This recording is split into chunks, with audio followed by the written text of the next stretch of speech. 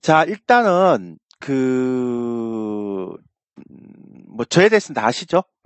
뭐 한국경제TV 23년 차고 뭐 그건 중요하지 않으니까 프로필 좀 보시면 되고요. 어, 자, 그다음에 전일 이제 아직은 이번 지금 나오고 있는 그러니까 오늘 저녁에 발표되는 그 미국 증시 안 본 상태에서 주말에까지만 보면 미시간대 소비자 심리 지수가 뻥 하고 올랐습니다. 55.1. 근데 아직은 80, 70, 60 이때에 비해서 확실히 좀 떨어지는 것 같긴 하죠. 그리고 미시간대 소비자 심리 지수를 역대 1980년대부터 시작해서 2020년대까지 보면 여기 50 여기니까요. 굉장히 많이 떨어져 있는 거죠. 한때 뭐 좋을 때는 110까지 가고 뭐 90, 100 이렇게 돼 있는데 지금 거의 많이 떨어져 있습니다. 그러니까 이게 뭐냐면 앞으로 그 경기가 좋아질지 안 좋아질지, 그러니까 소비 심리를 얘기하는 거죠. 소비자들의.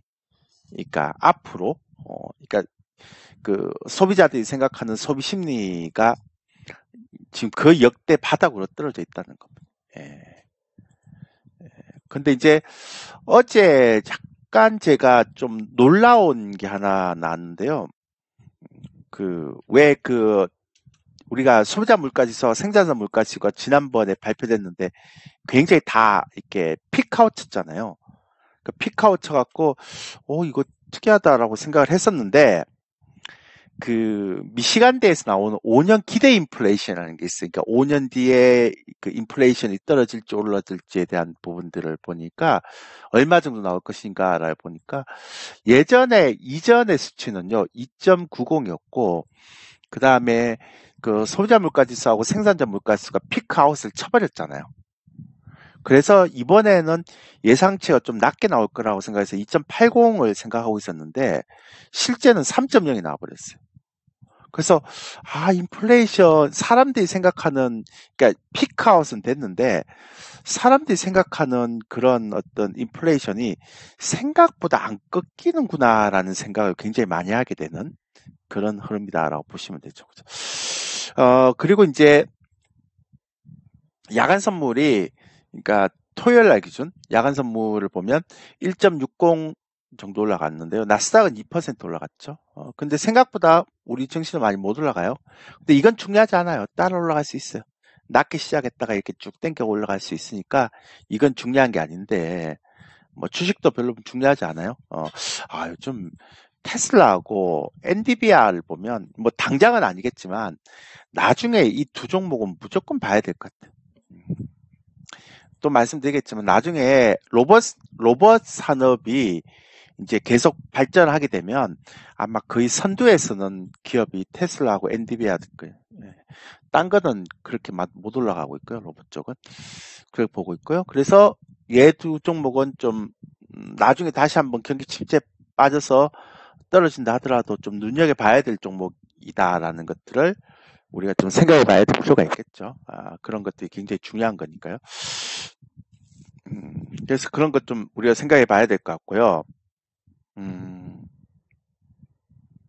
그 다음에, 뭐, 딴 거는 그렇게 볼 만한 게 없죠. 특징적인 게 없습니다. 특징적인 게 없습니다. 그러니까 성장주가 계속 땡기고 있다는 겁니다. 근데 이제 다음번이 되게 중요하죠. 이거는 이제, 토요일 날 게 아니고, 지금 나오는 거거든요. 그러니까 오늘 저녁에 지금 반영되고 있는 것들을 얘기를 했는데, 심상치가 않아요. 크루드올. 그러니까 WTI가 지금 90불이 무너졌어요. 그러니까 브렌트는 93불인데요. 90불이 무너졌습니다. 이거 최근에 굉장히 보기 힘든 현상이죠. 뭐 농산물도 떨어지고 있고요. 뭐 그런 형태인데 유가 WTI가 87.41불 나온 거 처음 봤어요.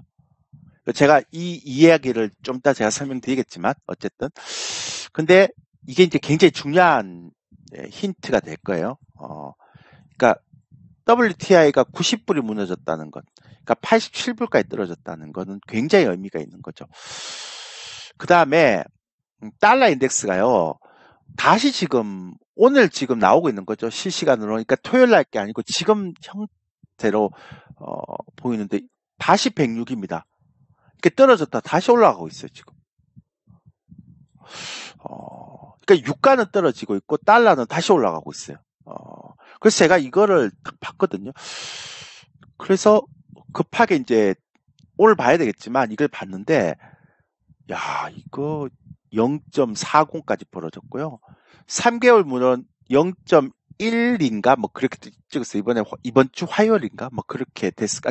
지난주 화요일 수요일 날이 0.1, 0.13까지 찍었는데 지금 조금 올라가 있죠. 지금 돌아가는 상황을 보니까 어떤 느낌이 드는가 하면 아, 이거는 이제 경기 침체가 오는구나.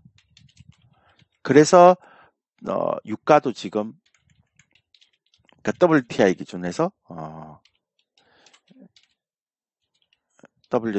기준에서 지금 90불이 무너졌구나. 이런 생각이 드는 거죠. 그러니까 아, 이번에 반등이 진짜 베어마켓 랠리구나. 이걸 많이 이제 생각을 하게 되는 거죠. 그렇죠? 그래서 정말 베어마켓 랠리구나 라는 걸 정말 많이 생각하게 됐습니다. 그렇게 보시면 되죠. 그래서 이것도 지금 전체적으로 보면 0.26, 그러니까 지난주까지는 0.1 찍었습니다. 그러니까 10년물, 2년물도 그렇게 하다가 마이너스가 된 거예요. 그러니까 3개월물도 제가 볼 때 곧 마이너스 될 것 같아요. 그러니까 똑같이 10년물 마이너스 2년물의 움직임하고 거의 비슷하게 움직이고 있네요. 이제 이게 왜 중요합니까, 대표님? 이렇게 얘기하면 10년물하고 2년물이 역전되면 경기 둔화하고요. 10년물하고 3개월물하고 역전이 되면 경기 침체입니다. 그래서 이제 보통 10년물, 2년물 역전되는 거는 뭐 역전되고 나서 한 4개월에서 6개월까지 반등 났다가 이제 다시 떨어지는 형태가 있는데요. 10년물하고 3개월물이 역전되면, 그러니까 이게 마이너스가 되면 그때부터는 이제 경기 침체에 완전히 들어가는 거죠. 이거는 예외가 없습니다. 그래서 3개월짜리가, 그러니까 장기물 하고 3개월물 어떻게 역전이 됩니까? 역전이 되면 안 되죠. 그러니까 2년물은 역전이 될 수 있다고 생각하더라도 3개월물은 역전되면 안 되죠. 그럼 자금 시장이 꼬이는 거잖아요. 그죠? 그래서 그렇게 되는 거고.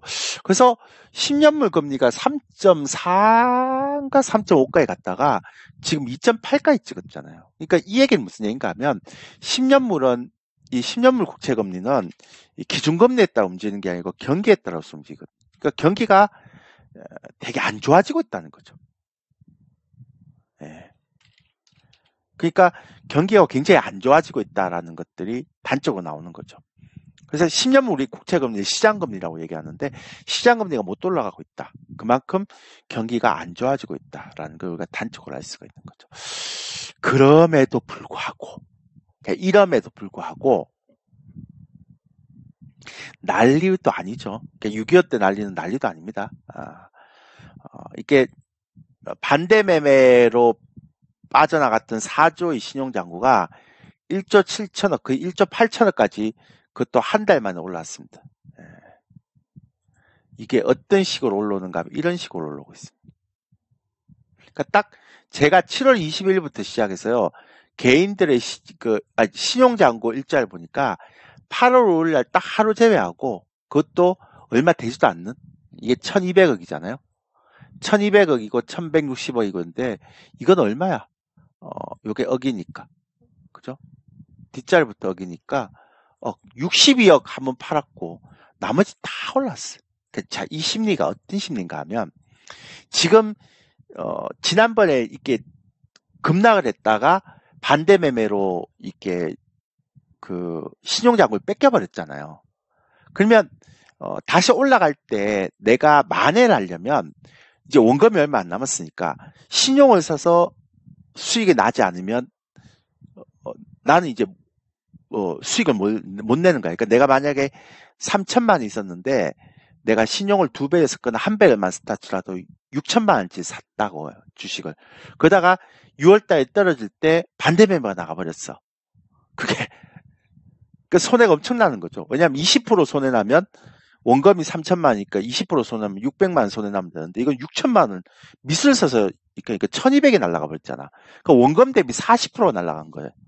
그러니까 이게 남은 돈으로는 이제 복구가 안 되는 거죠. 그러니까 또 신용을 쓰는 거죠. 그러니까 이번 랠리에서 복구해 보겠다. 그러니까 복구할 때 원금을 복구할 수가 있나? 신용을 쓰는 거죠. 그러니까 이런 걸 보면 개인들의 단기적인 투기 심리가 굉장히 심하게 나타나고 있다는 걸 볼 수가 있는 거죠. 그래서 이럴 때는 제가 이렇게 역사적으로 한번 보니까요. 대부분 다 이렇게 개인들이 막 안심을 하는 시점, 바로 빠지는 건 아니고요. 안심을 하는 시점에 죽이더라고요. 그러니까 이때도 그랬었어요. 막 이렇게 안심을 막 해갖고 이제 더 이상 안 떨어질 거라고 생각했는데 갑자기 확 떨어져고 4조 빼죠. 7천원 올라왔는데 팍 빼죠. 2조 7천원. 5천원 올라왔는데 확 빼갖고 8천원. 그러니까 이런 것들이 개인들의 신용장구가 올라오면 여지없이 날려버려요. 이렇게. 근데 올해 들어서 최고치로 또 증가됐습니다. 그러니까 매번 이렇게 베어마켓레일에서 얘네들이 그러니까 신용장구 항상 이렇게 지수가 급락할 때마다 이렇게 틀리는 거죠. 그러니까 지수가 조금 반등할 때마다 얘네들이 또 안심을 하고 있으니까 올라오다가 이렇게 당하는 겁니다. 이게 어쩔 수 없어요. 제가 매번 이래요. 그래서 제가 신용장구가 딱 올라올 때 있잖아요. 또 과도하게 올라온다. 이렇게 좀 올라온다 이러면 항상 지수의 고점이 어딘지 긴장하면서 매매를 하죠. 왜냐하면 지금 베어마켓 랠리니까 이 베어마켓 랠리라는 게 무슨 의미인지 이해되시죠? 베어마켓 랠리라는 건 뭐냐면 전저점이 그러니까 기술적 반등 이후에 다시 저점이 무너진다는 겁니다. 이건 이제 우리가 베어마켓 랠리라고 얘기하는 거죠. 그러니까 이전 최저점이 무너진다는 겁니다. 그러니까 이거는 6월 달에 나왔나요? 6월인가 7월인가 하여튼 그때에 나왔죠. 그죠? 예. 그러니까 이런 의미니까 이게 베어마켓 랠리잖아요. 베어마켓 랠리의 정의를 얘기하면 이런 거니까. 그래서 이제는 정말 이 부분들을 좀 잘 생각을 해봐야 되는 거죠. 똑같은 형태가 얘기를 하는 거죠. 그러니까 이게 이제 가장 중요한 형태고요. 그리고 또 하나 이제 제가 되게 중요한 걸 한번 보여드리면 제가 그 전에 제가 또 하나 중요한 걸 하나 보여드리면 제가 오늘 유튜브 강의 때도 말씀을 드렸는데요. 어디 있어? 자료가 많아갖고. 오늘 유튜브 강의 때 한번 이렇게 보여드렸는데요. 제 유튜브 강의 때. 오늘 처음으로 유튜브 강의, 와원의 유튜브 강의를 했거든요. 낮에 11시 반에서 12시에 제 유튜브 강의 보신 분 7번 앞으로 봤을래. 3년 만에 했어요. 3년 만에. 이제 앞으로 와원의 유튜브 방송 할 일이 없을 겁니다. 방송을 이제 유튜브를 별로 안 좋아해서 그러니까 그 대신에 이제 와원의 유튜브를 안 하는 대신에 제 유튜브가 있어요. 유튜브에 졸교라고 치면 이게 나옵니다. 그러니까 졸교 TV 치면 제 유튜브가 나오거든요. 여기서는 일주일에 3번씩 올려드려요. 그러니까 화요일날 한 번, 그러니까 월요일날 이제 화요일날, 목요일날, 금요일날 이렇게 한번 올려요. 지난번에 월요일날 올려드렸는데 화요일날 한번 올려드리고, 그러니까 오늘 이제 하는 거 내일 올라가면 되겠죠. 그러니까 계속 데일리 시장 올려드리니까 꾸준하게 보시면 될 거고, 뭐 조회수는 800회, 뭐 구독자에 비해서 많이 나오죠. 제 채널에는 좀 로열티가 강한 사람들이 많아서 제가 뭘 이제 여러분들 보여드리려고 하는가 하면 요거 하나 보여드리려고. 오늘도 이제 제가 지난번 유튜브 때 제가 설명을 드렸거든요. 이게 현실화되는 것 같아요. 그러니까 뭐냐면 ISM 제조 PMI 지수, 구매자 관리 지수인데요. 역대로 보면 경기 침체가 왔을 땐 다 40대 초중반까지 떨어져야 경기 침체가 오거든요. 역대 경기 침체가 왔을 때는 또 이 경기 침체로 인해서 주가가 한 20%에서 30% 정도 빠질 때는 단기적으로 그게 빠질 때는 항상 ISM 제조 PMI 지수가요 40에서 40 초반에서 중반까지 이렇게 떨어지는 형태의 흐름들이 있었던 것 같아요. 제가 볼 때는. 예. 근데 이번에 주가가 굉장히 많이 빠졌잖아요. 30% 가까이 빠졌는데 이번에 ISM 제조업 지수를 보면 50 이하로 안 내려와요. 여러분들 제가 안 내려왔다 그러니까 여러분들 믿기지 않죠? 한번 보여드릴까요? 제가 ISM 제조업 지수를 보면 이렇게 하면 또 열심히 또 오래 해야 되겠네. 참네.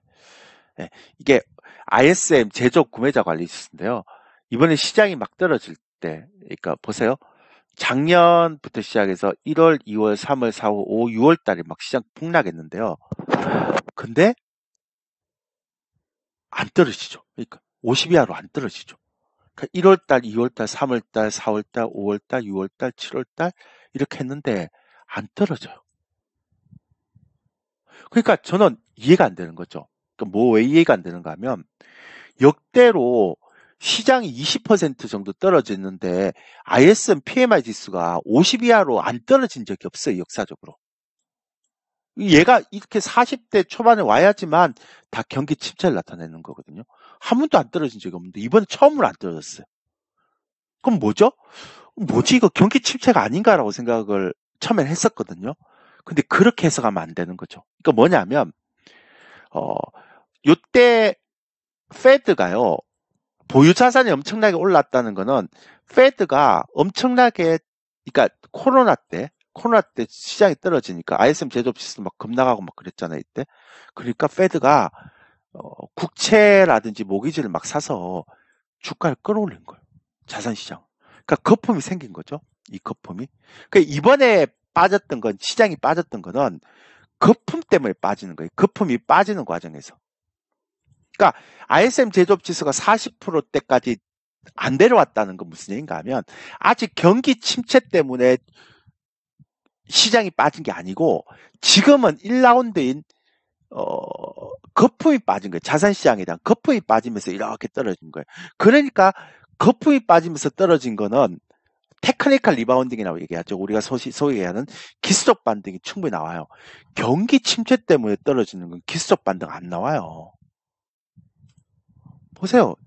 예전 자료를 보면 처음에는 기술적 반등이 나오더라도 경기 침체로 들어가 버리면요. 기술적 반등 없어요. 대공황 때도 그랬고요. 네. 오일 쇼크 때는 더 심했고요. 기술적 반등 났다 그 다음에 더 많이 떨어졌습니다. 9일 때도 그랬고요. 그러니까 이 금융위기 때는 돈을 풀어버렸죠. 이때는. 9일 때도 마찬가지고. 돈을 풀어버려서 막 땡겨버리는 거니까. 그러니까 경기 침체였던 거와 다르죠. 그리고 예전에 디테일한 자료를 보면 1919년도하고 68년도, 2010년도를 보면 요때는 디플레이션 상황이었고요. 그 다음 페드가 돈을 많이 풀었던 거고 이때는 인플레이션이죠. 그래서 우리가 오일 쇼크 때하고 지금하고 비교를 많이 하잖아요. 그때 리커버리 타임이라고 쉽게 회복이 안 돼요. 근데 지금은 이제 약간 다르죠. 제가 나중에 또 말씀드리겠지만 어쨌든 그런 게 있기 때문에 그래서 저는 요걸 보면서 어떤 생각이 드는가 하면 아직은 이번 하락은 경기 침체에 대한 하락이 아니었구나. 그냥 거품이 빠지는 과정이었구나. 그러니까 이제 본격적으로 ISM 제조업 PMI 지수가 40%대로 이제 내려가면 그때 이제 경기 침체에 따른 하락, 2차 하락이 나오겠구나라고 생각하는 거죠. 근데 그런 경기 침체에 대한 하락은요, 생각보다 오래 가요. 반등도 없고 계속 박스권에서 왔다 갔다 하는 그런 형태죠. 그래서 이걸 보면서, 그렇구나. 그래서 최근에 보면 이런 것들이 막 나타나는 거죠. 예, 아까 봤지만, 보세요. 이런 게 막 나타나는 거죠. 예. 그러니까 이제 고용지표는 후반형이잖아요. 그러니까 후행지표니까 좀 이따 제가 말씀드리겠지만 어쨌든 그렇습니다. 그래서 그런 형태고요. 그래서 이렇게 굉장히 위험하긴 한데 이제 문제는 뭐냐면 단기 수급이 너무 좋아요. 단기 수급이. 그러니까 경기 침체로는 계속 가고 이제 그거의 시그널을 보여주고 있는데 단기 수급, 그러니까 베어마켓 랠리가 나오는 단기 수급이 너무 좋아요 지금. 그러니까 이것 때문에 함부로 이제 우리가 매도를 안 치는 거죠. 그러니까 저희도 인버스 매수 이런 거 거의 안 하고 있습니다. 지금은. 안 한 지 꽤 됐어요. 제가 베어마켓 랠리 나온다라고 얘기했을 때부터 선물 매도나 인버스, 그러니까 선물 매도는 단기로 이렇게 치고 빠지고 이제 수익 내고 나왔는데, 인버스는 거의 뭐 중기로 산 적은 없어요. 그러니까 이 단기 수급 때문에 그래요. 그러니까 단기 수급 때문에 자칫 잘못하다가 이게 반대 방향으로 갔다면 큰일 나거든요. 대표적으로 지금 7월 1일부터 시작해서 개인들이 인버스 2X 곧버스 3,300억 샀습니다. 다 물린 거죠, 얘네들. 그죠? 근데 반대로 보세요. 7월 14일부터 외국인들은 거래소에 4조 2천억 샀고요. 코스닥 2,300억 샀고요. 그 다음에 선물을 지금 18,300계약이나 누적시켜 놓죠. 그러니까 외국인들하고 지금 개인들하고 서로 반대 방향, 어, 그러니까 맞잡은 거죠. 화투로 얘기하면. 그러니까 외국인들은 상승에 배팅해갖고 개인들은 하락에 배팅했죠. 그래서 제가 맨날 얘기하잖아요. 경기 침체가 나오는 건 좋다. 그런 시그널도 나오는 거 좋고, 개인들이 이렇게 막 어, 이렇게 어, 뭐 이렇게 그 신용작업을 막 늘리는 건 좋다. 그렇다고 해서 그거를 막 무정 떼고 인버스를 치고 막 이러면 안 된다. 왜? 단기 수급이 너무 좋잖아요. 그래서 이런 단기 수급이 약간 변할 수 있는 시점, 그러니까 변하는 시그널을 확인하고 우리가 인버스를 해도 괜찮아요. 근데 지금은 이렇게 센 구간에서 왜 미래를 예측하고 인버스를 들어갑니까? 그건 굉장히 위험한 거거든요. 지금은 랠리를 즐기세요. 단, 이런 지표도 좀 찝찝하잖아요. 그 찝찝하기 때문에 언제 고점이 나오는 거를 예의주시해서 보면 되는 거예요. 이해되시죠? 그러니까 항상 고점이 나오기는 나오겠구나라는 걸 경계를 하면서 그 다음에 지금 랠리를 즐기면 되는 거예요. 이런 랠리를. 근데 이 개인의 곧버스를 보면 그런 것들에 대한 부분들이 고려 없이 무조건 매크로가 안 좋아질 수도 있다는 생각 때문에 이렇게 곧버스 사는 건 굉장히 안 좋은 거란 말이에요. 그러니까 그거는 어떻게 하면 꼬여볼 수도 있어, 스텝이. 이해되시죠? 제가 얘기하는 거. 그죠? 그래서 단기적으로는 수급이 너무 좋아요. 그러니까 이 수급이 꺾이기 전까지, 고점에서 일정 부분 변화가 나오기 전까지는 랠리를 즐기되, 항상 제가 말씀드렸잖아요. 긴장을 하면서 즐겨야 된단 말이죠. 이번에 반등은 그냥 기술적 반등이 아니에요. 베어마켓 랠리의 반등이기 때문에. 그래서 약간 긴장을 하면서 해야 되고, 제가 매번 얘기했죠. 가능하면 종목 교체를 좀 하고, 주식도 바이앤홀드보다는 좀 짧게 짧게 가져가는 게 맞다라는 게 제 생각이잖아요. 그렇게 가야 됩니다. 그러니까 앞으로 이걸 보면 아시겠지만 제가 아까도 말씀드렸죠. 굉장히 오래 가요. 예. 그러니까 제가 데이터를 이렇게 냈잖아요. 굉장히 오래 가요. 그러니까 리커버리 타임이라고 있죠. 그러니까 회복하는 데까지. 그러니까 전고점을 회복하는 데까지 굉장히 오래 갈 수도 있다는 생각을 합니다. 그러면 제 예상은 어떻게 생각하시는데요? 저는 이때랑은 다르긴 한데요. 그래도 개인적으로 보면 그러니까 코스피 기준에서 얘기하면 2100선에서 한 2600선? 요 사이에서의 박스권이 굉장히 오래 갈 것 같고, 이번에 많이 가면 2600선, 아니면 2500선 중후반, 뭐 요 정도에서 끝날 것 같고요. 그 다음에 우리 시장은 그렇게 많이 안 떨어질 것 같아요. 왜냐하면 저평가 국면이니까. 근데 나스닥 같은 경우는 제가 볼 때 당분간은 11,000에서 16,000선, 네. 13,000선, 죄송합니다. 이번에 토요일 날 왔죠? 그 13,000선 요 정도 될 것 같고요. 그 다음에 내년에는 만선이 무너질 수도 있어요. 내년에. 나스닥은. 그 내가 만선 무너지면 우리 코스피는 한 2100선 정도 될 것 같고. 그렇습니다. 그래서 올해 이제 4분기부터는 조금 조심을 해야 되죠. 그래서 1, 2, 3, 4, 5, 6, 7, 8, 9. 3분기는 이제 좀 그럭저럭 괜찮은데, 4분기부터는 좀 조심을 해야 됩니다. 예. 제가 지금 보는 형태의 흐름에서 보면. 뭐 3분기도 변동성은 좀 있을 거예요. 근데 이제 쉽게 회복을 못 하기 때문에 좀 오랫동안 이제 박스권을 가겠죠. 그래서 3,200을 찍었다 그러면 쭉 올라갔다가 여기서 박스권 원형 바닥형 나오고 오랫동안 겼다가 그 다음에 시간이 좀 걸린 다음에 다시 올라오겠죠. 그 리커버리 타임이 과거도 굉장히 길었고요. 한번 이렇게 경기 침체의 논란이 있으면 쉽게 전고점 돌파할 수가 없어요. 예. 현재는 그렇습니다. 예. 그렇게 보시면 되고요. 특히나 놀라운 거는 제가 이거 방송 나와서 맨날 얘기했는 건데 8월 10일 기준인데요. 이게 더 올라갔더라고요. 그 2022년도 올해 개인들이 코스피 전체 금액이요. 그러니까 거래소 시장에서 그 20조를 샀어요. 좀 털어서 이제 19조 3,500억 정도를 샀어요. 근데 삼성전자가 15조를 샀고요.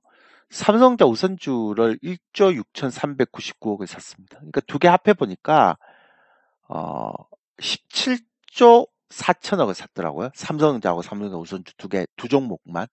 그러면 올해 코스피의 개인들이 샀던 전체 금액을 100이라고 놓고 봤을 때 삼성전자하고 삼성전자 우선주 두 종목을 그 90% 비중이 들어. 그러니까 이게 뭔 얘기인가 하면 올해 개인들이 거래소에 산 금액이 중에서 삼성전자하고 삼성전자 우선주 두 종목이 그 90%를 산 거예요. 그러니까 지금 지수를 막 땡길 때 삼성전자하고 삼성전자 우선주만 안 땡기면 올해 샀던 개인들 다 왕따 당하는 거예요. 제가 이걸 4월 달인가 5월 달 방송 나와서 얘기했거든요. 어쩌면 삼성전자하고 삼성전자 우선주만 안 땡기고 다른 거 땡기면서 2,600 보낼 수도 있다. 그럼 왕따 당한다 이런 얘기를 제가 드렸거든요, 그때. 근데 진짜 그런 일이 실제로 일어나는 거예요, 이게. 제가 무방할 때도 이 얘기 되게 많이 했거든요. 진짜 그게 막 실제 일어나는 거예요. 그러니까 이렇게 개인 투자자들의 매물대가 많은데 어떻게 가요? 특히나 2021년도에는 66조를 샀어요. 3천선 이상에서. 올해는 20조를 샀는데 2630에서 2760에서 샀어요. 그러니까 당장 2600을 돌파하기도 힘들고요. 돌파하면 바로 매물대예요, 여기. 그리고 장기적으로도 3천선 돌파하기가 굉장히 힘들어요. 왜? 3천선 이상에서 개인들이 66조를 갖고 있는데. 그래서 정말 오랫동안 경기 침체와 더불어서 굉장히 오랫동안 그냥 힘들게 기겠구나라는 생각을 하는 거죠. 그러니까 가능한 한 삼성전자 쪽을 빼고 이런 데 매매를 하셔야 됩니다. 그래서 최근에 잘 가는 게 왜 조선, 방산, 뭐 바이오는 뒷속 반등이고요. 그리고 뭐 로봇 관련주. 그러니까 로봇은 제가 좀 이따 설명드리겠고요. 그 다음에 뭐 있었지? 뭐 인프라 관련주도 많이 갔고, 그죠? 그런 형태의 흐름이니까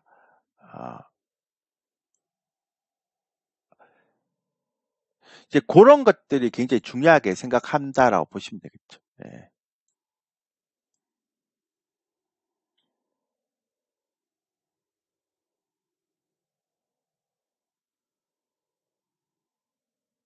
그래서 이제 그런 형태가 굉장히 중요하게 생각하니까 쉽지는 않아요. 그러니까 거의 이번 장은 주도주 테마가 정해져 있어요. 그러니까 그런 것들에 대한 부분들을 여러분들이 조금 더 생각을 하고 가야 될 필요가 있는 거죠. 그죠? 예. 요건 이제 다 나오는 형태니까. 근데 금융 투자는요, 아직도 중기적으로 보면 인버스를 안 팔더라고요. 예.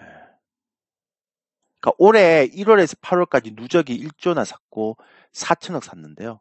그러니까 이거 7월달, 8월달 판 거 다 포함해도 아직 이만큼 남아 있는 거예요. 잘 안 팔아요. 그러니까 장기적으로 보면 좀 얘네들 입장에서는 길게 보면 이걸 해지를 안 하면 안 된다라고 좀 생각하는 것 같아. 그러니까 하락 배팅에 이 정도로 해지를 해놓고 뭘 해야 된다라고 생각하는 것 같아. 그러지 않으면 쉽지 않은 것 같아. 그래서 단기적인 수급은 되게 좋은데 중기적으로 이 수급이 언젠가는 고점 맞으면 저는 이제 다시 한번 또 밑방향으로 이제 크게 이게 하락할 수 있다고 생각하는 거죠. 예. 그래서 음, 그래서 이제 아까 얘기 드렸던 것처럼, 전체적인 흐름에서 보면 이런 형태의 흐름이죠. 그러니까 제가 계속 말씀드리지만, 10년물 국채금리가 굉장히 안 좋다는 건, 그러니까 미래의 경기에 대한 침체가 나오고 있는 부분들을 선반영하는 거죠, 원래. 예. 그래서 얘가 못 올라가고 있는 거죠. 그래서 아마 10년물하고 3년물, 3개월물도 저는 역전될 것 같아요. 예, 얘가 역전되고 나면 얼마 안 있으면 이제 본격적 경기 침체가 올 겁니다. 예, 그렇게 보시면 될 것 같고요. 그 다음에 제가 오늘도 이게 방송에서 설명드렸는데 오늘 이 녹화 방송 한 건요. 오늘 강의한 거는 여기 제 유튜브 동영상, 유튜브 채널에 올라갑니다. 구독 누르고 이렇게 하시면 데일리에 이렇게 올라갈 수 있어요. 보시면 됩니다. 네, 그렇게 하시면 되고요. 자, 오늘 제가 그 오전에 유튜브 방송에서 말씀드렸는데, 제가 지난번에 한번 얘기 드렸는데 이게 되게 재밌다고요. 그 고용 지표가 꽤 많이 증가됐죠. 그래갖고 막 서프라이즈 나왔고 막 옐런 아줌마, 파월 아저씨가 고용 지표가 뭐 되게 좋기 때문에 어, 뭐 괜찮다. 뭐 이렇게 얘기를 하는데요. 개뻥이라고 보통 얘기하죠. 우리는 그거를 이제 안 좋은 말로는 개뻥 치는 거고 좋은 말로는 이제 헐리우드 액션 한다 이렇게 얘기하는 거죠.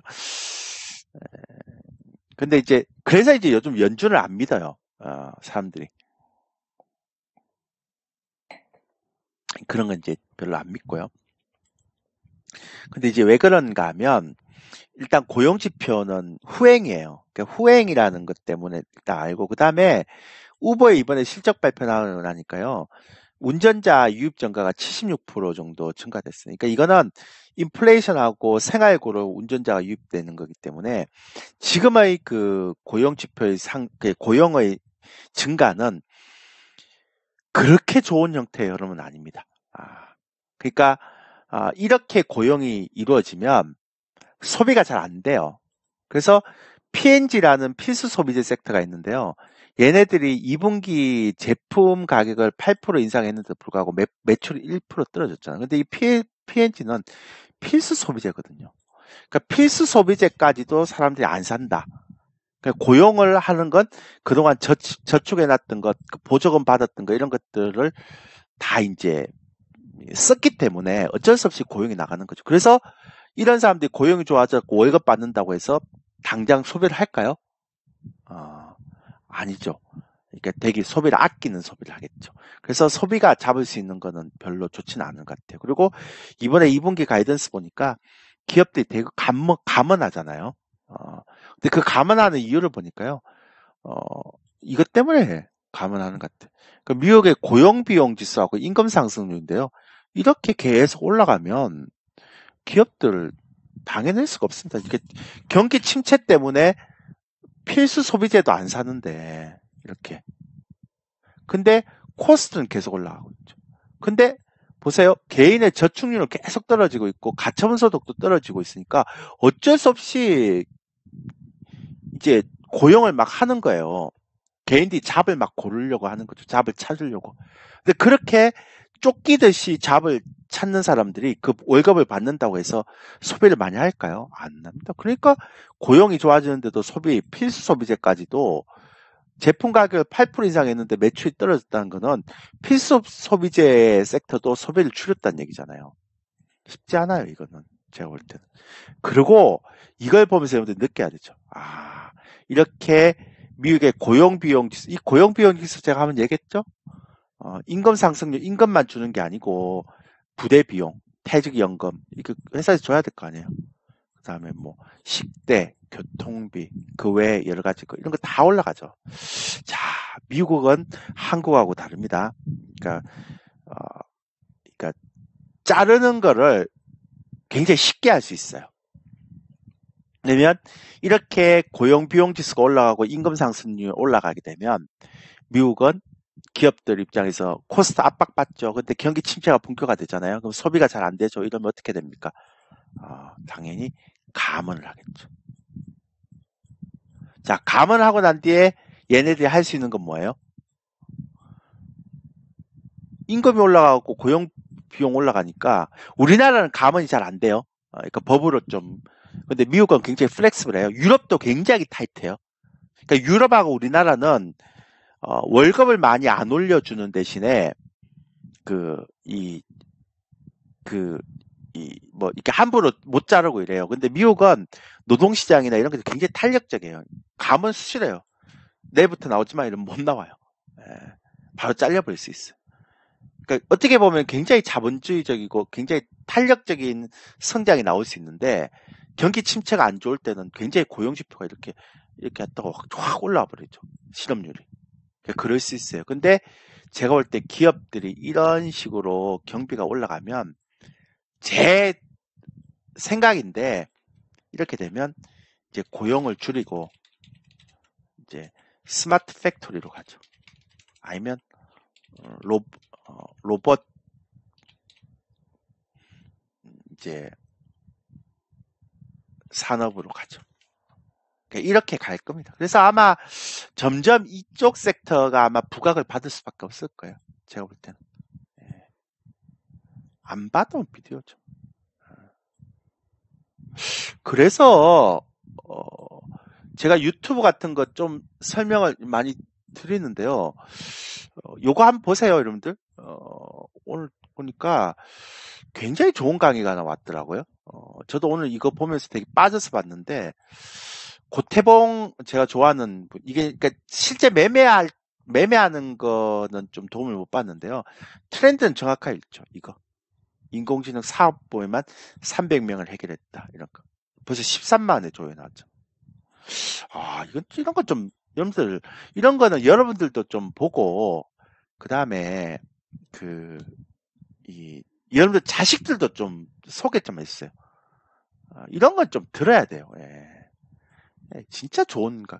그러니까 어설프게 막 매매 방법 뭐 어때 자기 자랑하고 뭐 나 수익률 얼마 냈다 뭐 자랑하고 회원가입 이런 것 좀 듣지 말고 이런 것 좀 들으세요. 이런 거. 이런 걸 좀 자식들한테 소개해주세요. 그래야 우리 아버지가 투자를 하는데 진짜 멋있다 이렇게 얘기하지. 맨날 차트 갖고 매매하고 수익률 내고 그런 것 좀 하지 마세요. 그러니까 실제 내가 그런 매매를 하더라도 공부는 해야죠. 어떤 트렌드로 가는지. 그러니까 꼭 이거 보시는 거 강추. 그러니까 여기도 보면 고태봉 이제 센터장 얘기하는 게 뭐냐면 이쪽으로 간다. 제가 이 얘기 또 굉장히 제가 한 2달 전부터 계속 얘기했거든요. 이런 경제 지표 보면서. 그러니까 미국의 고용 비용 지수라든지 임금 상승 이 자료 만든 게 제가 한 달 전인가 뭐 그런데 어쨌든 제가 이 얘기를 제 유튜브 보면 나와 있어요. 그래갖고 이제 이거 스마트 팩토리나 로봇 산업으로 갈 거다. 근데 이제 우리가 뭐 유진 로봇 이런 걸 가는 게 아니고 이 고태봉 씨 강의 한번 들어보세요. 앞으로 로봇 시대 가면 진짜 진정한 어떤 쪽이 로봇 시대를 이제 선도하는지 다 얘기를 해놨어요. 그걸 보시면 돼요. 그렇게. 그래서 어쨌든 그러니까 이제 고용은 점점 떨어지겠죠. 그러니까 로봇이나 스마트 팩토리를 한다는 건 그만큼 사람을 안 쓴다는 얘기니까, 그죠? 그런 형태로 계속 갈 수 있겠죠. 그래서 제가 볼 때는 좀 쉽지 않다. 시장이 박스권에 갇힐 가능성이 크다. 그럼 어느 정도의 박스권입니까? 그러면 저는 2100선에서 2600선은 많이 가면 2600선 못 가면 2600선 못 갈 수도 있고요. 2500선 중후반에서 한 2600선 정도의 박스권이 굉장히 오랜 기간 동안 움직일 것 같다. 그러니까 이 정도의 박스권이 정말 오랫동안 움직일 것 같다. 최소 1년 반. 1년에서 1년 한 6개월 정도는. 그러면 여러분들의 종목에 대한 그런 어떤 이 매매 전략을 바꿔야 되죠. 그러니까 기존에 있는 뭐 3200선 가는 이런 생각을 머릿속에 지워버려야 된단 말이에요. 그러면 이러면 매매 전략을 바꿔야 됩니다. 변화시켜야 돼요. 그렇지 않으면 쉽지 않는 거죠. 그래서 저도 보세요. 예전에는 조일교 대표 그러면 제 상품은 8월 달에 이제 제 상품이 바뀌었는데, 옛날에 조일교 대표 그러면 어떤 주식을 사서 그냥 오랫동안 가져가는 게 제 트레이드 마크였거든요. 근데 지금 보세요. 제 상품을 딱 보면, 뭐 주식 60에서 70%, 인버스 2X를 30에서 40%, 지금은 안 사지만, 지금은 랠리인데 왜 사요? 지금 사면 안 된다 그랬죠, 아까. 지금은 인버스 사면 안 되고. 근데 어쨌든, 요렇게 바꾸고요. 그 다음에 안 가져가잖아요. 그러니까 내가 매수해서 주식도 최대 1주에서 3주만 갖고 있는 거예요. 요즘 3주도 안 갖고 있고 한 2주만 갖고 있으면 돼요. 3주는 택도 없는 것 같고요. 뭐 3주까지 갈 것도 없어요. 예. 그 다음에 인버스 하는 거 이렇게. 예. 그러니까 이렇게 해서 길게 안 끌고 가요. 그냥 그리고 어느 정도의 수익률이 되면 팔아버리는 거죠. 이렇게. 내가 사서 어느 정도의 수익률이 되면 팔아버리는 거고요. 그 다음 어느 정도 손절되면 이렇게 손절 날려버리는 거죠. 그러니까 이게 최대 3주인데 3주도 안 그리고 2주 정도만 보여요. 그러니까 정말 최대 3주. 진짜 오래 가지고 가본 건 3주 정도 되는데 그 이상은 힘든 것 같아요. 그러니까 저 같은 사람이, 그리고 이제 가장 중요한 거, 항상 뭘 합니까? 예. 그러니까 30에서 40%는 인버스 2X를 갖고 있잖아요. 지금은 안 갖고 있는데, 저희는 단기 랠리 때는 저희는 하나도 안 갖고 있는데요. 나중엔 이거 3, 40%안 갖고 있으면 이제 안 되죠. 그만큼. 그러니까 이게 이제 시장이 굉장히 경기 침체로 인해서 박스권에 갇힌다라고 얘기하면 종목에 대한 매매 스타일도 바뀌어야 되고, 그 다음에 그 해치 투자도 해야 되고요. 막 종목을 막 주식을 요즘 90%, 100% 갖고 있다 이러면 제가 속으로 그러죠. 겉으로는 예, 그냥 속으로는 정말 시장에 대한 큰 흐름을 못 읽는구나. 그러니까 굉장히 좀 아마추어틱한 매매를 하는 거죠. 마치 이것처럼. 예. 그러니까 자기가 반대 매매 나간 거 손실을 닦기 위해서 또 막 불나방처럼 붙는 거죠. 예. 그래서 그렇게는 안 했으면 좋겠어요. 지금 장은 그런 장이 아니거든요. 예. 그러니까 저희는 확실히 그런 장이 아니라는 걸 느껴요. 그래서 제가 2주 상품을 만들었거든요. 2주 상품을 만들었는데 놀라지 마세요. 140명이 가입을 하셨어요. 예. 2주 체험 상품을 만들었는데 그 끝났고요.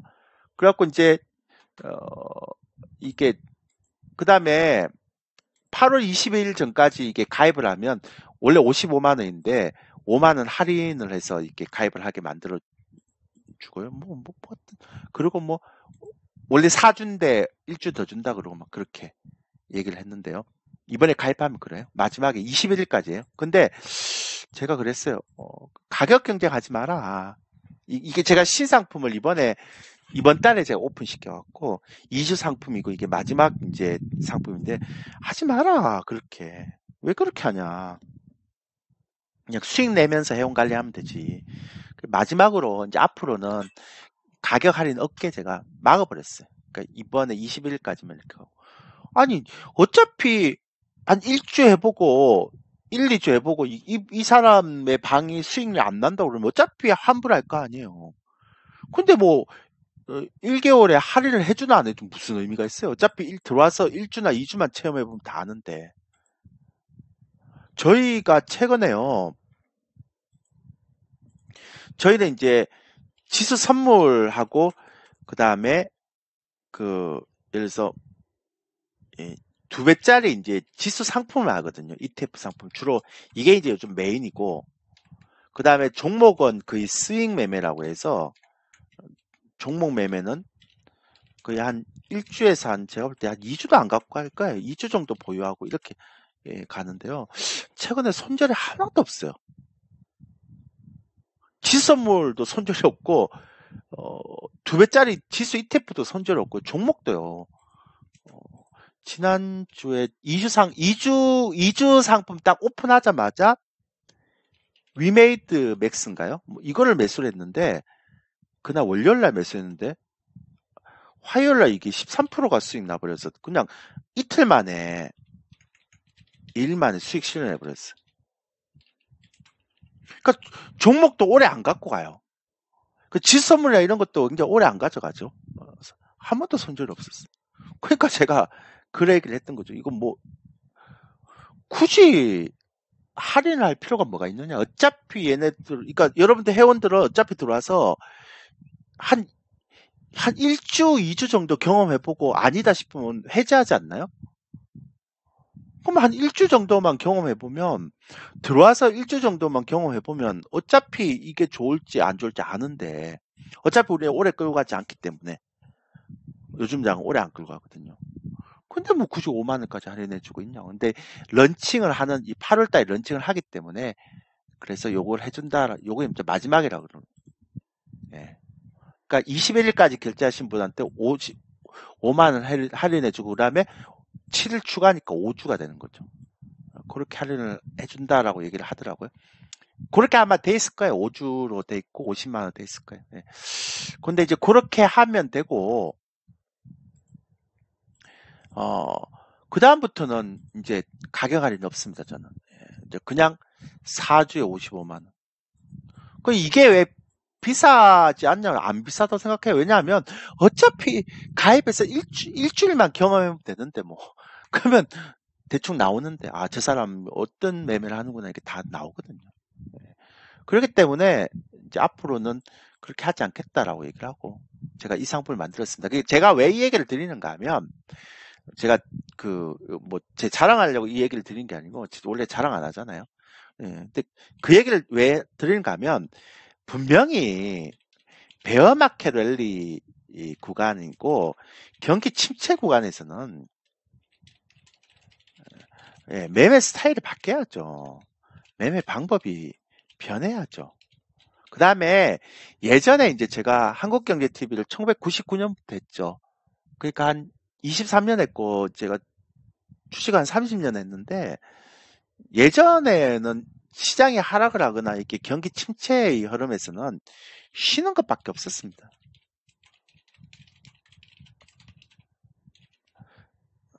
근데 지금은 ETF 시장이 굉장히 활성화되어 있기 때문에, 그 다음에 미국 시장도 보면 SQQQ나 TQQQ처럼, 그러니까 상방으로 양방향 매매하는 게 되게 많거든요. 그러니까 올해만 안 가져간다면. 그러니까 여러분들이 예전처럼, 그러니까 흐름을 잘 알아야 되죠. 그러니까 유가의 흐름이라든지 뭐 채권의 흐름 이런 것들 뭐 잘만 알면 ETF에서도 지수도 마찬가지고 충분히 수익을 낼 수가 있는 형태죠. 그 저희가 보통 저희가 매매하는 방식이 지수 선물을 많이 하는데요. 그러니까 그 파생 계좌가 없으신 분들은 지수 ETF를 이제 많이 하는데, 보통은 지수 선물에 한 3포인트 정도, 한 5포인트 정도 수익이 나면 지수 ETF 레벨, 그러니까 위든 아래든 한 계약 기준, 원래 두 계약 하는데 한 계약 기준 이렇게 나면 제가 맨날 얘기를 해요. 그러니까 저희가 한 계약 정도 하면 지수 ETF 2배짜리 상품요. 이거를 한 4천만 원치를 매수해라. 파생계좌 없으면. 그렇게 얘기를 하거든요. 그러면 5포인트면 150만 원입니다. 한 계약에. 네, 그리고 두 계약에 300만 원입니다. 보통 한 1, 2주 정도 되면 5포인트나 2주 정도 잡아야 되고요. 그러니까 이번 같은 게 1주에 변동세 나오잖아요. 그러면 여러분들 파생계좌 없어도 이렇게 되니까 굳이 제가 맨날 우리 회원들한테 얘기하는 게, 굳이 뭘 주식을 단타를 치냐. 왜냐하면 주식은 시장이 올라갈 때만 기회가 있잖아요. 그러면 시장이 올라가는 그때만 기회가 있기 때문에, 시장 올라갈 때 나 시장 올라갈 때 돈 좀 벌어야 된다라고 굉장히 바쁘게 설치겠죠. 그렇잖아요. 그러니까 내가 무리하게 매매를 하게 된다고요. 근데 지수 ETF는 시장이 올라가면 레버리지 하면 되고, 시장이 떨어지면 곧버스 하면 되는데, 그리고 4천만 원 투자해갖고 똑같이 한 계약에 150만 원, 두 계약에 300만 원 나오니까. 그러니까 만약에 타이밍만 잘 맞춘다면 굳이 저는 주식 단타할 필요가 있느냐. 그냥 주식은 좋은 종목 있으면 그냥, 그러니까 중기로, 그것도 이제 샀다 팔았다 해야 됩니다. 중기로, 낮은 가격, 그 지수를 우리가 하니까, 한 4종목이나 5종목 묻어놓고, 그 다음에 나머지는 지수 ETF 2배짜리 올라가나 떨어지나 그거 매매하면 돼요. 언제 우리가 지선물 이렇게 문자 드리면 그때 2배짜리 상품 하면 되죠. 그렇게 하고 있어요, 저희도. 그러니까 이게 지수가 올라가나 떨어지거나 우리는 상관이 없는 거예요. 타이밍만 먹으면 되니까. 그러다가 이제 종목들 있는 거 있으면 이렇게 보내주면 되고. 그러니까 우리 방은 이제 거의 어떤 방이 됐는가 하면, 그러니까 저렇게 해놓고 어떻게 운영이 되는가 하면요. 주식은 중기로 묻어두고 많이는 안 묻어줍니다. 한 4종목 정도만. 그 4-5종목 묻어주고 나머지는 전부 다 이제 지선 파생하고 2배짜리 ETF로 매매하는 거예요. 스윙 매매. 뭐 짧게 갖고 있으면 이틀, 길게 갖고 있으면 일주일. 그렇게 하는 거예요. 그러니까 이게 굉장히 매력적이죠. 매매가. 그러면 이제 올라갈 때 어느 정도 이제 고점 나왔다 싶으면 이제 곧버스를 해야 되는 거고. 근데 그게 한 계약에 4천만 원 들어가면요. 우리가 이제 계산을 받잖아요, 이번에. 그러니까 대충 보니까 5포인트 수익 나니까 한 계약에는 150이고요. 두 계약에는 300 정도 나더라고요. 이거 한번 먹으면 컨설팅 비용 300만 원 먹으면 6배 빼잖아요. 근데 굳이 뭐 가격까지 낮추면서 할 필요가 뭐 있냐니까. 지금은 이렇게 해야 돼요. 왜냐하면 주식 단타는 안 되고 지금은 제발 주식 단타 치지 마세요. 그런 돈도 안 되는. 그게 될 장이 있고 안 될 장이 있는 거지. 그래서 이제 다양하게 이제 제가 설명해 주는 거죠. 그러니까 앞으로는 1년 반 동안 이런 매매 해야 된다. 예전처럼 그런 마인드로 갖고 매매하면 안 된다. 그러니까 저 같은 사람도 바뀌어버리잖아요. 시장이 그러니까. 그렇게 되는 거죠. 그죠? 그래서 아까도 말씀드렸지만 이제 굉장히 좀 어려운 시장이 올 거예요. 쉽지 않은 시장이 올 거다. 그렇게 얘기하고 이번에 고점에 잘 봐야 된다. 이제 제가 볼 때는 얼마 안 남았다. 그러니까 왜냐하면 나스닥이 지금 13,000에 들어와 버렸죠. 전일 해외 증시에. 예. 그렇죠? 13,000에 들어와 버렸죠. 그러니까 이게 13,000 후반까지 갈지 중반에 갈지 모르겠습니다. 어쨌든 그 라인에서 조금 왔다 갔다 하다가 꺾이겠죠. 바로 꺾이진 않겠죠. 그래서 여러분들이 아마 주식이나 뭘 매매할 때 제가 볼 때는 그거를 좀 순환매 장세가 계속될 수 있는 마지막 라인은 한 9월 말, 10월 초 그 정도까지만 하면 뭐 굉장히 해피하게 하지 않았나 싶어요. 그래서 지금 정도면 이제 서서히 이제 고점이 언제 나올지를 긴장하면서 봐야 되는 시점이다. 제가 예전에도 많이 얘기 드렸거든요.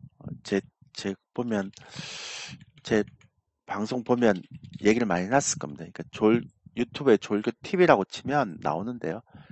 그러니까 이게 방송 출연 영상도 목요일마다 올려놓거든요. 그래서 보면 이렇게 쭉 보면 예전에 나스닥이 한 13,000까지 갈 것 같다라고 얘기를 해놨기 때문에 그래서 그런 형태이기 때문에 이제 거의 다 왔어요.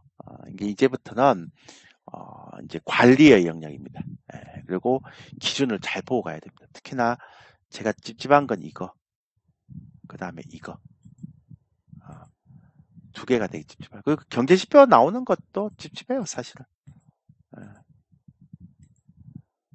이런 것도 많이 찝찝하죠. 근데 많이 얘기를 해줘요. 근데 이제 단기적인 수급이 아직은 너무 좋아서 얘가 큰 변화가 나올 때까지는 지금의 랠리를 즐기면 돼요. 그러니까 완전히 개인들은 지금 곧버스 지금 엇박 났잖아요. 지금. 그죠? 예. 그래서 이런 걸 좀 즐기면 되긴 하는데, 그래도 이 랠리를 즐길 때 항상 긴장을 하고 즐겨야 됩니다. 왜? 베어 마크 랠리니까. 제 생각에는 9월 말까지는 뭐 괜찮지 않을까 싶은데 또 어떤 변수가 있을지는 잘 모르겠어요. 그래서 4분기인 10월, 11월, 12월부터는 좀 조심을 해야 되지 않을까. 그런데 9월 달까지는 조금 더 이제 매매를 랠리를 즐길 수는 있겠지만 예전처럼 그런 스타일로 매매하면 안 된다 이제는. 예, 그러면 큰일 난다. 그러니까 지금은 시장이 많이 바뀌었기 때문에 옛날식으로 그렇게 생각하면 절대로 안 된다라는 게 제 생각입니다. 예. 됐나요? 그래서 아까도 말씀드렸지만 8월 20 며칠이죠? 예, 21일까지 가입을 하시는 분들한테 요 혜택이 2개가 나갑니다. 5만원 할인권도 있고 그 다음에 7일 추가가 있고. 예. 저희 매매 방식은 굉장히 다릅니다. 굉장히 좀 길게 안 가져갑니다. 저희는. 예. 제가 이것도 말씀드렸는데 이것도 고칠 거예요. 제가 해보니까 3주도 필요 없어요. 2주가 최고예요. 2주. 최대 3일. 예, 이것도 바꿔야 될 것 같아요. 좀 수정해달라고. 최대 3일, 최소 3일, 최대 2주. 예. 2주 이상 가져갈 수가 없어요. 지금 장은. 그렇게 막 2주 동안 가져가고 막 그런 장이 아니에요. 예. 그리고 수익률도 딱 정해놓고 가야 돼요. 이렇게. 내가 사고 나서 이렇게 들어가면 일본 고가 자동 수익 손질해야 수익 실현해야 되고요. 일본 종가는 이거는 왜 그런가 하면 올라갈 때는 이렇게 올라갔다 윗골이 달리잖아요. 이렇게 호재가 나와서 올라갈 때. 그럼 이 윗골에서 팔아야 되고요. 그래서 일본 고가에서 팔아야 되고 떨어질 때는 악재가 나오더라도 이렇게 떨어졌다가 아랫꼬리를 보고 그 다음 주에 다시 떨어지잖아요. 그래서 일본 종가를 봐야 돼요. 수익률이 이렇게. 그래서 최근에는 일본 수익 실현은 일본 고가. 왜? 고점에서 재료 났을 때 고점에서 안 팔면 못 팔거든. 그 다음에 손절은 확 떨어졌다고 해서 파는 게 아니라요. 이 떨어졌다가 종가에서 매수 단가 대비해서 13에서 15% 되는지를 보고 파는 거죠. 이것도 바꿀 거예요, 제가.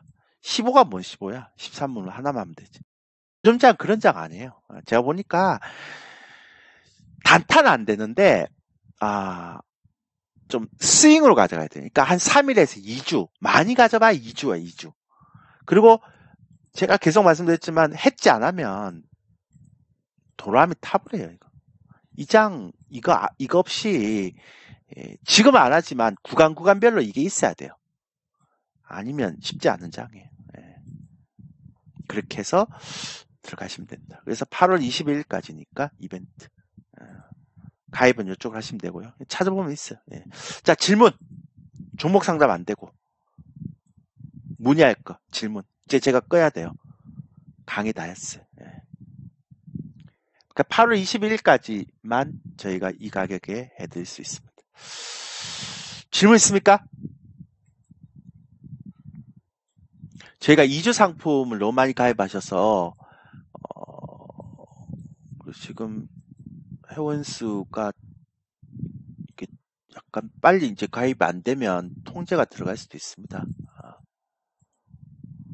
너무 많이 가입해봤어요. 2주가 140명이 가입했습니다. 자, 질문 있습니까? 질문 없으시죠? 확실히 없으시죠? 자, 그러면 여기서 끊어도 될까요? 자, 매매 잘 하시고요. 오늘 제 강의는 여기서 끊도록 하겠습니다. 그리고 나머지 유튜브는 여기서 들으세요. 그러니까 데일리를 화, 목, 금 이렇게 3번 올릴 겁니다. 그렇게 하시면 될 것 같습니다. 자, 고생하셨습니다.